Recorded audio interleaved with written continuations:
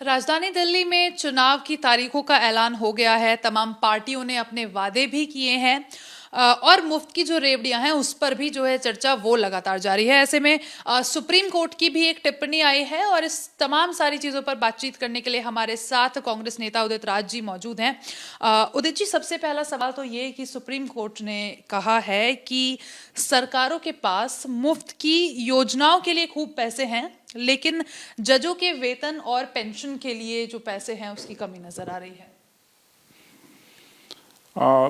राजनीति में ये परंपरा तो पड़ गई है कि चुनाव जब आता है तो बड़े बड़े वादे किए जाते हैं, वोट लेने के लिए रोड़ियां भी बांटी जाती हैं, लेकिन जजेस का नैतिक अधिकार नहीं है प्रश्न करने का कि जितना ज़्यादा जुडिशरी हमारे देश में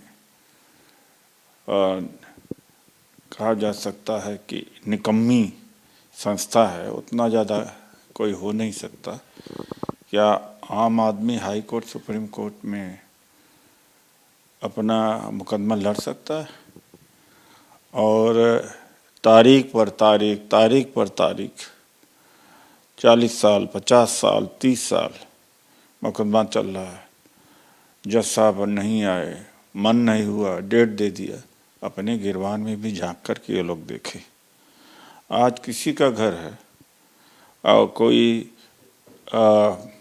आकर के कब्जा कर ले और फिर चूँकि उसमें पुलिस दखल करती नहीं कि ये सिविल मैटर है, अदालत में गया तो 10 साल 15 साल इसी में लग जाता है।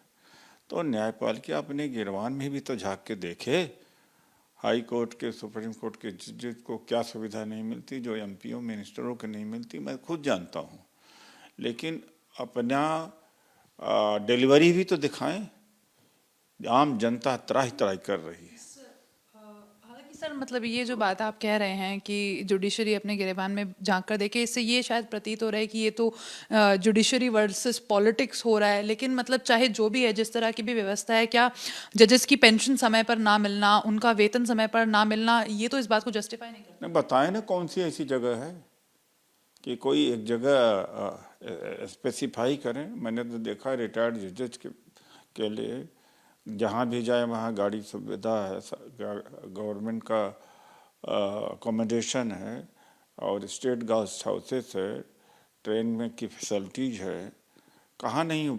कोई जब तक स्पेसिफाई न करें कि कौन सरकार ने ऐसा नहीं किया या किस स्टेट के जुडिशरी को या किन जजेज को नहीं मिला, तब तक एक ब्लैंकेट जजमेंट देना तो कोई फैशन हो गया है क्या?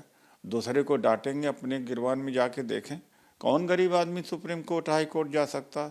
1 करोड़, 2 करोड़, 10 करोड़, 5 लाख, 20 लाख पेशी ले रहे हैं।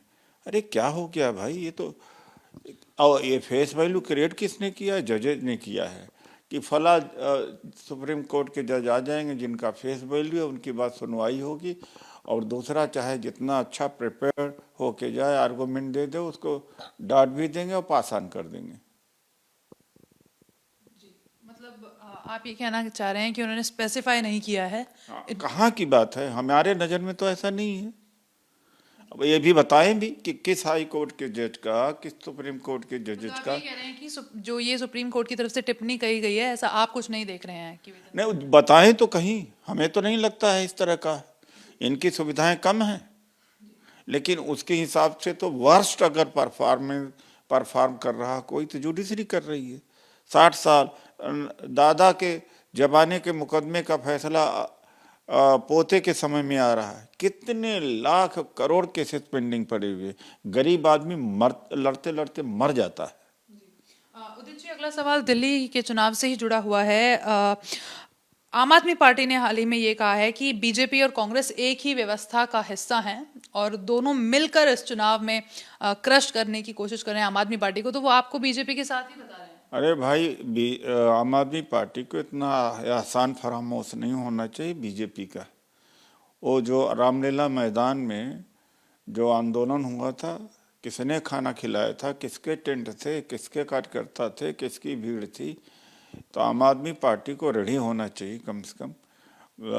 कांग्रेस के खिलाफ तो झूठा आरोप लगा करके और शीला दीक्षित जी को मार दिया इन्होंने, और कि हम जेल भेजेंगे, रोज जेल भेज रहे थे शीला दीक्षित जी को।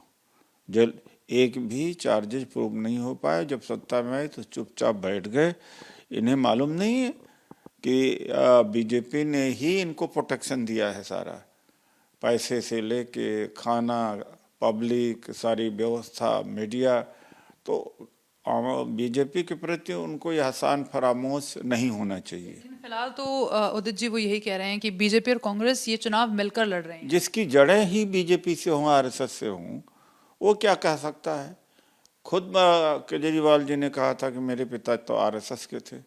जिसकी रूट ही आरएसएस की हो, दिल्ली दंगे में बोले नहीं, चंबल वाले में बोले नहीं, तबलीगी जमात का ताला लगा दिया, मुस्लिम समाज का वोट ले लेते हैं, चूँकि मजबूरी है। मुस्लिम समाज चूँकि कांग्रेस कमज़ोर है, तो एक कम कम्युनल है, तो कांग्रेस से क्या लेना देना इनका। बहुत शुक्रिया उदित जी हमसे बात करने के लिए। तो आप कांग्रेस नेता उदित राज को सुन रहे थे, और कहना यही है कि आम आदमी पार्टी भी उतनी ही कम्युनल है जितनी कि बीजेपी है, और ये दोनों एक साथ जुड़े हुए हैं, ये कहना कांग्रेस नेता उदित राज का। कैमरा पर्सन प्रवीण दीक्षित के साथ मैं Riya Jatushkaran, ABP News, Delhi. For exclusive and insightful videos, subscribe to our new channel ABP Live Premium.